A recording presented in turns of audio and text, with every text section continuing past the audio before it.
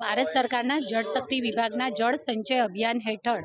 વડોદરા શહેરમાં પરકોટિંગ વેલ બનાવવાનું કામગીરીનું આયોજન કરવામાં આવ્યું છે. લગભગ 10 કરોડના ખર્ચે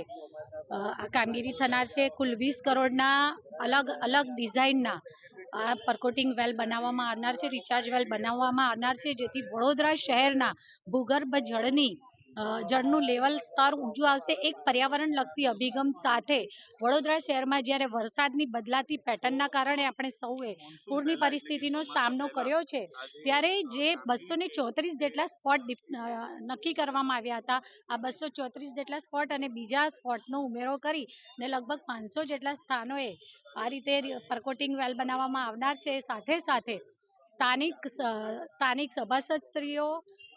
ઇલેક્ટેડ જે પણ ધારાસભ્યશ્રીઓ હોય કે પછી વિસ્તારના નાગરિકો, આ દરેક પાસે પોતાના વિસ્તારમાં જો પાણીની ભરાવાની સમસ્યાની વરસાદના કારણે વોટરલોગિંગની જે સિચ્યુએશનનો સામનો કરવો પડ્યો છે, એવા પણ સ્પોટની લિસ્ટ મંગાવવામાં આવશે અને આગામી સમયમાં એનું પણ કામગીરી આ રીતે કરવામાં આવશે. આજે જે ખાતમુહૂર્ત કર્યું છે, એક સાથે 25 જેટલા સ્થાનોએ અલગ અલગ મશીનરી જેમ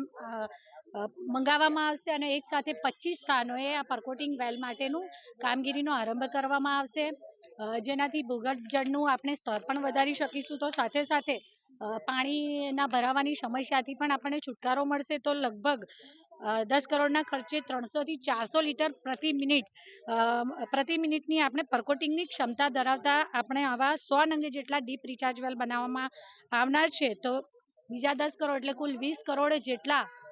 ખર્ચે અલગ અલગ વડોદરા શહેરના આખા જ વિસ્તારને આપણે કવર કરી શકીએ એ રીતે અલગ અલગ સ્થાનોએ આ રીતે રિચાર્જ ડીપ વેલ બનાવવામાં આવનાર છે. આજ રોજ વડોદરા શહેરના સયાજી બાગ ખાતે ગેટ નંબર 3 પાસે જે રોડથી 1 ફૂટ નીચું લેવલ છે, જેના કારણે અહીંયા પાણીના ભરાવાની સમસ્યા પણ ઘણી છે, ત્યારે આ ગાર્ડનના ગેટ નંબર 3 પાસે આ રિચાર્જ વેલના ખાતમુહૂર્તનું આજે આયોજન કરવામાં આવ્યું, જેમાં આપણી સાથે ગુજરાત સરકારના માનનીય દંડક શ્રી બાલુભાઈ શુક્લાજી, સ્ટેન્ડિંગ સમિતિના ચેરમેન શ્રી ડૉક્ટર શીતલભાઈ મિસ્ત્રી, નેતા શ્રી મનોજભાઈ, દંડક શ્રી શૈલેષભાઈ, કમિશનર શ્રી દિલીપભાઈ, ભારતીય જનતા પાર્ટી શહેર પ્રમુખ વિજયભાઈ, ધારાસભ્ય શ્રી ચૈતન્યભાઈ, ધારાસભ્ય શ્રી મનીષાબેન અને સૌ વડોદરા શહેરના સૌ સભાસદશ્રીઓ સૌએ સાથે મળી અને આજે આ કામગીરીમાં ખાતમુહૂર્ત કરી અને કામગીરીનો પ્રારંભ કરાવ્યો. જળશક્તિ મંત્રી CR પાટીલ સાહેબે માન્ય વડાપ્રધાન શ્રી નરેન્દ્રભાઈ મોદીજીની જે હાકલ આખા દેશમાં કરવામાં આવી હતી, કેચ ધ રેન,